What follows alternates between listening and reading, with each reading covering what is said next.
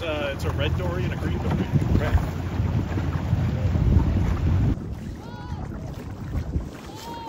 That lady's boat too, huh?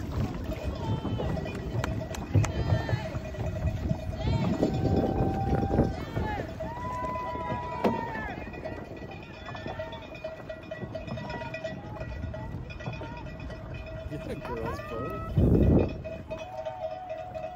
Welcome to our October 2024 update. We just wrapped up our fall haul and Mighty Merrimack River Rowing Race.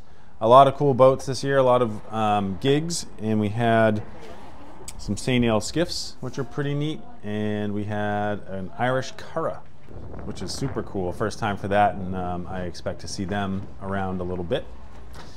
Here's what's going on in the shop. I'm going to lead here with some upcoming stuff. So this past week, annual meeting, in case you missed it. Just had a fall haul, in case you missed it. First weekend in December, we will have our holiday open house. Starting the Friday after Thanksgiving, you can get your Christmas tree here, come do your Christmas shopping and all that, but make sure you put on the 7th and 8th, I think it's the 7th and 8th, on your calendar for coming here and checking us out.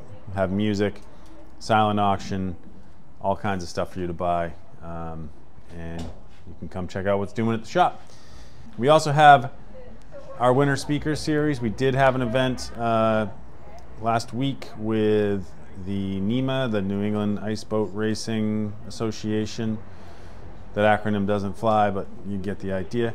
Anyway, they brought some ice boats, did a great talk for us, and upcoming we're going to do a maritime trivia night. I've been in touch with these guys, Nomad Expeditions. They do super deep sea diving and shipwreck discovery. So they're going to do a talk for us. And then I'm going to do a long form talk on my Arctic trip at some point, probably in February and March. So stay tuned for that. Sign up for the emails if you don't, and you'll get all the info you want on that stuff. And so walking around the shop, things are empty seeming, so we had to clean up. This is the time of year where we do a little bit of boat building, and then we clean up for an event, and then we do a little bit of boat building, and then we clean up for an event. But we do have the beginnings of 3 boats here. We have an Amesbury Skiff over here. That's the underside of the bottom. We've got a 15-foot lifeguard dory here. I've just scarfed the bottom together, and tomorrow I'll get the shape out and get that cut out. And then we have an 18-foot bank dory over here. And I think, what do they call it? An 18-foot dory was a haddock dory, I think. We have an old handwritten sheet from Ralph Lowell that tells us what the different sizes are, the dory bottom formula basically for the length and the width, and I can show you that. But anyway, this here boat, plywood bottom, it's been fiberglassed on the inside. I prefer to do traditional builds, but sometimes that's not what people want. So this is going to look all traditional, but have some more modern instances here of plywood, glued plywood construction, which is becoming much more common in the wooden boat world these days. But it's going to make this lighter and pretty bulletproof, and these guys want a nice light dory to row. This Amesbury Skiff, again, a plywood bottom.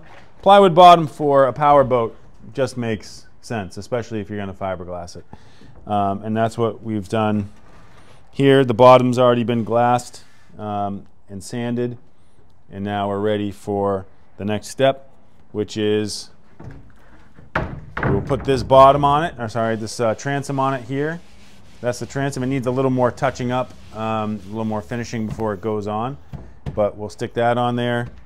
And then the rest of our pieces are hiding over here in the corner.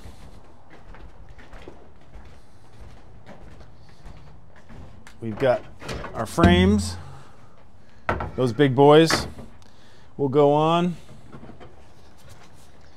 as well as a couple more, our stem right here, and then that boat will be pretty close to being ready to plank. But over years of doing this, I've learned you can throw a boat together quickly, but then you're going to spend a lot of time at the end in the finishing stages, whereas if you do some things along the way, like that bottom, the inside of that bottom is perfectly sanded and ready for paint.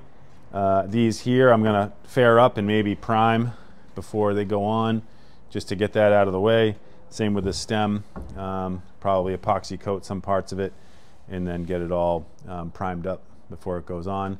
That way it just saves you a lot of time in the finishing process, all the ins and outs and the what have yous of trying to get paint in all the corners. It's already there. So walking along over this way,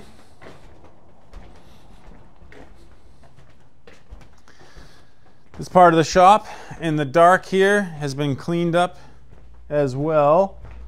Let's stand by, I'll hit the lights.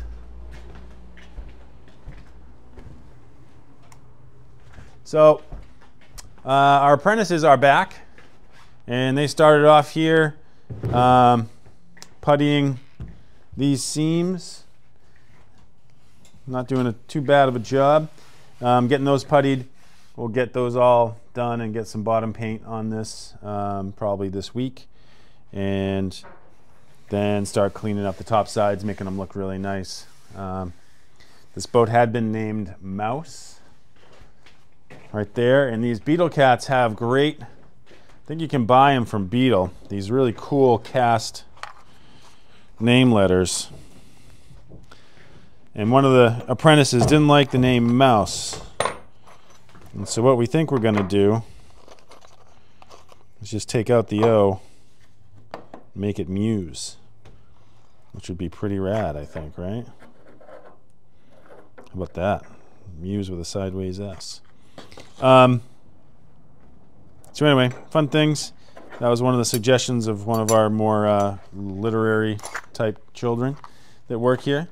So we'll get this all puttied up, painted, and this will start to look like $1,000,000. It's really rewarding when you've got something like this, which is actually getting pretty close to the finishing stages, but it looks like a hot mess because of all this paint, painted seams and the puttied screw holes and all that kind of stuff, and then you put paint on it and all of a sudden it becomes a nice beautiful thing, and it really makes for an attitude change for a builder, and I think for the students, they're going to be really impressed once they get paint on this and it becomes a uniform color and starts to look really nice. Been also making tracks on the ship's boat. Sorry, lights. Let's get some lights on in here, eh? Making tracks on the ship's boat. So John got some flat black here and some black bottom paint on. So this thing's getting real close to the door. He's also been in here, you know, varnishing this bad Larry up to make her look good. But this, ideally, we can get out of here in November, back home to Plymouth Patuxent Museums. So this guy here is the little tender, if you want to call it that, ship's boat for the Mayflower II, and it looks just like a shallop that we rebuilt a number of years ago for them, and they're going to want it back, and it'll free up some space in here for some winter projects. What else would free up some space is if someone wanted to take this home with them, this little Haven 12.5, pretty cute. Also getting close to the door. This one, it's woodwork wise pretty much done. The students are going to actually start getting the rig put together. So this is down to paint and varnish and the rig. The sails we made last winter. We got them laid out and started in a sail making workshop with Harold Burnham in Essex, and then he finished them up. So we do have a suit of sails. So once we get the spars made and the rig all put together, this will be a full, complete kit. That's right.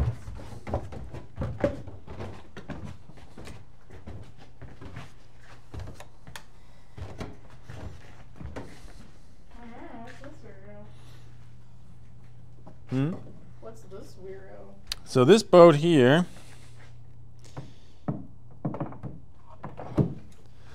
is a pretty cool boat. We're actually storing this. We don't own this boat, but we're storing it for the Custom House Maritime Museum in Newburyport. This was donated to them, but this is a United States Lighthouse Service tender. And it's pretty original from what I can tell. You know, someone's been using it, but it's got the telltale signs here of a government build with all of these bronze knees. Not something that you would see outside of the government. They're the only ones with enough money to do that kind of thing. But you can plainly see right here, US LHS, which is pretty rad. So I don't know the provenance of this boat, but these are the sorts of things that would be up if you see the lighthouse stations all around the coast of Maine or wherever.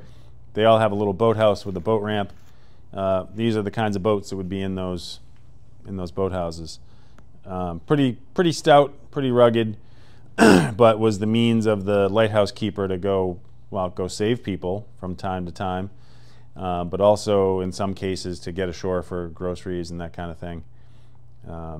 So a really super cool boat, and I hope to try to practice anyway some like photogrammetry or something to try to make a plan from this, because I think that would be this would be a cool subject for that, to do a 3D scan and generate some kind of plans from it. It being a government boat, if it's a lighthouse service boat, then these plans already exist in the National Archives somewhere, or at least theoretically ought to, which would probably be an easy research for someone to do. And if someone watching has that kind of time and interest, then please feel free to see if you can find the plans for this US Lifesaving Service, US Lighthouse Service, what I assume would be a lighthouse tender, lighthouse, what would you call this? Lighthouse service tender or something. Pretty cool. And then back upstairs, so talking about the little dory, little barn find from last time, we hopefully this winter we'll do a class here at the shop building one. But we have this one that I brought home from the wooden boat school, and we're very fortunate this year to have a healthy and a healthy group of apprentices, older apprentices, and so I'm hoping to get them this year to finish this up, beautify it, get it all painted up, get it ready for sale. And this would be a nice little boat. Also, I need to take about a half a day and really finalize the lines for this, and then once I do that, hopefully have them for sale here at the shop. And speaking of that, last year, a year ago, May, I guess it was, I went up to Nova Scotia for 2 weeks to build a Shelburne dory with Milford Buchanan, who is, well, he's sort of the last in a long line of dory builders at Shelburne.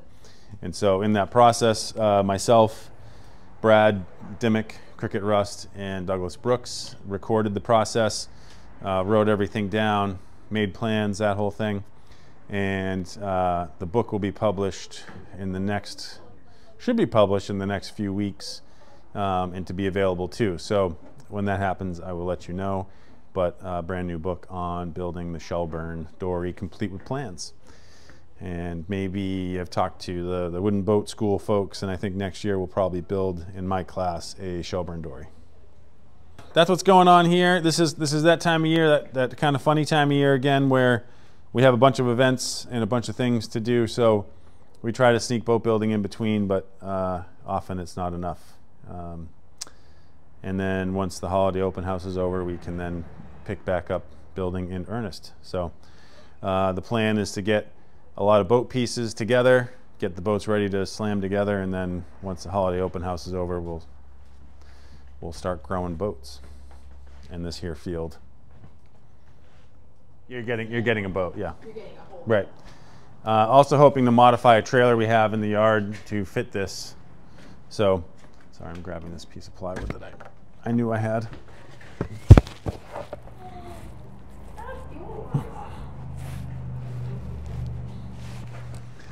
Plywood. Not plywood.